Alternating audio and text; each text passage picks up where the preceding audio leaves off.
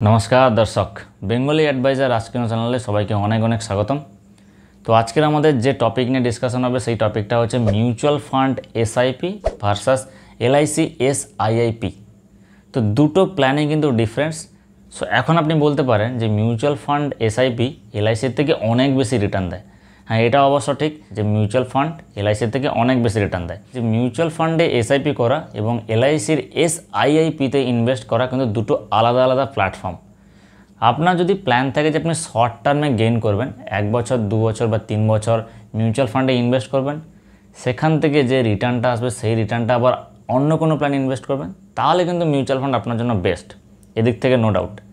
But আপনি যদি মনে করেন যে এলআইসির মার্কেট লিঙ্কড প্ল্যানে ইনভেস্ট করবেন সাইড বাই সাইড, আপনার ইন্স্যুরেন্সটাও দরকার। মিউচুয়াল ফান্ডে ইন্স্যুরেন্স কিন্তু নেই, বাট এলআইসি এসআইআইপি যেটা আছে systematic investment and insurance plan, এইটাই হচ্ছে এলআইসির one of the most important কি ফ্যাক্টর বা ফিচার্স অ্যাডভান্টেজ বেনিফিটসও বলতে পারেন। যে মার্কেট লিঙ্কড প্ল্যানে আপনি কিন্তু যেভাবে ইকোনমি গ্রো করছে সেরকম তো রিটার্ন পাচ্ছেনই, সাইড বাই সাইড আপনাকে কিন্তু ইন্স্যুরেন্স প্রোটেকশনটাও দিচ্ছে। So that is the SOP of LIC SIIP plan. তো এবার চলুন আমরা ডিফারেন্স করি মিউচুয়াল ফান্ডের। মিউচুয়াল ফান্ডে যে এসআইপি আছে সেখানে কিন্তু আপনি চাইলে 100 টাকা দিয়েও স্টার্ট করতে পারেন। সেখানে নির্দিষ্ট একটা মান্থে আপনাকে প্রিমিয়াম দিতে হবে, নির্দিষ্ট একটা অ্যামাউন্টে, নির্দিষ্ট একটা ডেটে। সেখান থেকে আপনি যখন খুশি তখন টাকা তুলতে পারবেন, যেটা হচ্ছে সিস্টেমেটিক উইথড্রয়াল প্ল্যান বা রিডিমেবল অপশান আছে। সেখানে হায়ার রিটার্ন আছে, ডেফিনেটলি মার্কেট ফ্ল্যাকচুয়েট করলে সেটা আলাদা ব্যাপার। সেখানে কিন্তু আপনি চাইলে 6 মাস পরও টাকা তুলে নিতে পারবেন, 1 বছর পরও টাকা তুলে নিতে পারবেন, 3 মাস পরও টাকা তুলে নিতে পারবেন। সেখানে এক্সিট লোড আছে, সেখানে প্রিমিয়াম অ্যালোকেশন চার্জও আছে। এবং আপনি যদি এলআইসি এসআইপির সঙ্গে কম্প্যারিজনস করেন তাহলে কিন্তু এলআইসির প্রিমিয়ামটা 100 টাকা বা 200 টাকা দিয়ে হয় না। সেখানে আপনাকে মিনিমাম 3000 অথবা 2500 টাকা দিয়ে প্ল্যান প্রতি মাসে ইনভেস্ট করতে হবে। আপনি চাইলে সেটা প্রতি মাসে বেশি করতে পারেন আপনার ইনকাম অনুসারে। সেকেন্ড জিনিস হচ্ছে এলআইসি আপনাকে ইনভেস্টমেন্ট তো হচ্ছেই, মিউচুয়াল ফান্ডের মতো তো রিটার্ন দেবেই, বাট সাথে কিন্তু আপনাকে ইন্স্যুরেন্সটা প্রোটেক্ট করছে আপনাকে এবং আপনার ফ্যামিলিকে। আপনার যদি কোনো কারণে ডেথ হয়ে যায় তাহলে কিন্তু আপনাকে গ্যারান্টেড একটা অ্যামাউন্ট কিন্তু আপনার নমিনিকে প্রোভাইড করা হবে ইনকেস আপনি যদি ডেথ হয়ে যান, যেটা মিউচুয়াল ফান্ডে কিন্তু নেই। নাম্বার 3 জিনিস হচ্ছে রিটার্ন এক্সপেক্টেড। মিউচুয়াল ফান্ডে ডেফিনেটলি যে গুড রিটার্ন দেয়, বাট এলআইসিতে কিন্তু রিটার্নটা দেবে যেটা কিন্তু অ্যাপ্রক্সিমেট একটা ডিপেন্ড করছে ইকোনমির উপর। ধরুন আজকে 2024 সালে আপনি একটা এলআইসি এসআইপিতে ইনভেস্ট করছেন, তো 10 বছরের জন্য ইনভেস্ট করলে কিন্তু আপনাকে 10 বছর পর 2034 সালে ইকোনমি যেভাবে গ্রো করবে সেইভাবেই রিটার্ন দেবে। বাট মিউচুয়াল ফান্ডে কী হয়, নর্মালি 10 বছর কেউ রাখতে চায় না। মিউচুয়াল ফান্ডের শর্ট টার্মের জন্য আমরা কী করি, যে 1 বছর 2 বছর বা 6 মাস 3 মাস পরও আমরা টাকাটা তুলে নিই। এটা একটা মানে নেগেটিভ থিংস বলতে পারেন। Number 4 lock in period. যেহেতু মিউচুয়াল ফান্ডের এসআইপিতে কোনো লক ইন পিরিয়ড নেই, তাই আমি আজকে ইনভেস্ট করে 1 সপ্তাহ পর প্ল্যানটা আমার বেড়ে গেল, সেখান থেকে টাকা তুলে নিলাম। That means no savings. এখানে কিন্তু কী হয়, লং টার্মে কোনো গল্প থাকে না। এলআইসি এসআইপিতে কী হয়, মিনিমাম আপনাকে লক ইন পিরিয়ড 5 ইয়ার্স, আপনি 5 বছর টাকা তুলতেই পারবেন না। এটাই হচ্ছে ইউএসপি, যে আপনি যখন একটা প্ল্যানে ইনভেস্ট করবেন সেখান থেকে যদি 6 মাস পর বা 3 মাস পর টাকা তুলে নেন, সেটা কোনো কারণে হতে পারে, ফিনান্সিয়াল ক্রাইসিস হতে পারে বা আপনার আদার্স কোনো প্ল্যানিং থাকতে পারে, কোনো কিছু কেনার বা কোনো কিছু ইনভেস্ট করার, সেটা আলাদা ব্যাপার। বাট যদি টাকা তুলে নেন তাহলে কিন্তু আপনার আলটিমেটলি যে অবজেক্টিভ বা যে প্ল্যানের যে গোল সেটা কিন্তু পূরণ হলো না।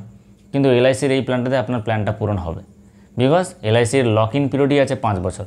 5 বছরের আগে আপনি টাকা তুলতেই পারবেন না, আপনি দেখতে পাবেন আপনার কত টাকা বেড়েছে, বাট উইথড্রল করতে পারবেন না। নাম্বার 5 এলআইসি এসআইআইপিতে রিডিমেবল অপশান আছে 5 বছর পর, মানে লক ইন পিরিয়ডটা যেই খতম হবে তারপরে কিন্তু আপনার ফান্ডের 15% মানে 15% কিন্তু তুলতে পারবেন। আপনি 100 টাকা ইনভেস্ট করেছেন সাপোজ এক্সাম্পল, তাহলে আপনি 100 টাকা থেকে 15 টাকা তুলতে পারবেন 5 বছর পর উইথ ইন্টারেস্ট রেটে। বাট নর্মাল মিউচুয়াল ফান্ডে এসআইপিতে কী হচ্ছে, আপনি রিডিমেবল তুলতে পারবেন পুরো ফান্ডটাই, বিকজ এলআইসি এসআইআইপি কিন্তু যার যে প্রিমিয়ামটা সেটা কিন্তু 100 টাকা 200 টাকা না। বাট মিউচুয়াল ফান্ডের যে এসআইপিটা আছে সেখানে আপনি চাইলে 100 টাকা থেকেও এসআইপি স্টার্ট করতে পারেন। নাম্বার 6 হচ্ছে যে মিউচুয়াল ফান্ডে যে এসআইপিতে ইনভেস্ট করছেন সেখানে কিন্তু আপনার যে এসআইপি সিস্টেমেটিক ইনভেস্টমেন্ট প্ল্যানের অ্যামাউন্টটা সেটা আপনি চাইলে ইনক্রিজ করতে পারবেন। দ্যাট মিনস আপনি 500 টাকা দিয়ে এসআইপি স্টার্ট করেছেন, তো আপনার 2 বছর পর ইনকাম বেড়েছে, আপনি ওখানে 1000 টাকাও করতে পারেন, 2000 টাকাও করতে পারেন। বাট এলআইসি এসআইআইপিতে কী হচ্ছে, এখানে আপনার একটা অ্যামাউন্ট ফিক্স থাকছে। অ্যামাউন্ট ফিক্স থাকা মানে কী হচ্ছে, সেখানে আপনার ইনকামও যদি বাড়ে তাহলে কিন্তু আপনি অন্য প্ল্যানে ইনভেস্ট করতে পারেন। বাট এলআইসি এসআইআইপি এই প্ল্যানটাতে ইনভেস্ট করতে পারবেন না যদি ফান্ড অ্যালোকেশন চার্জেস না থাকে। যদি আপনার ব্রাঞ্চ বা পার্টিকুলার স্কিম অ্যালাউ করে তাহলে আপনি পারবেন। তো এটাও কিন্তু একটা গুরুত্বপূর্ণ ফ্যাক্টর করে, ইনকামের সঙ্গে সঙ্গে আমাদের সেভিংসের যে প্যাটার্নটা সেটাও কিন্তু চেঞ্জ হয়ে যায়। এবার আসি মোস্ট ইম্পর্ট্যান্ট ফ্যাক্টর, সেটা হচ্ছে রিটার্ন।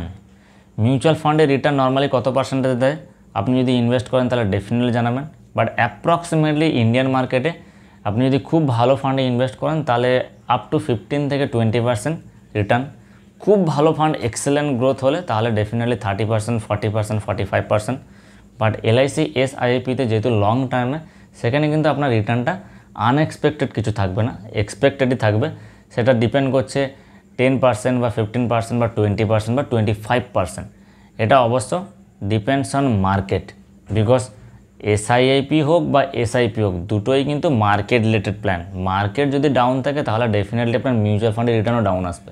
তো আপনার যদি এজ ক্যাটাগরি বা আপনার যদি নর্মাল রিস্ক ক্যাটাগরি বা আপনার যদি ইনকাম ক্যাটাগরি আলাদা একটা স্ট্যান্ডার্ড হয়, বা আপনি যদি লং টার্ম ইনভেস্টমেন্টের জন্য ভাবেন, তাহলে কিন্তু definitely LIC SIIP one of the best option for market related return.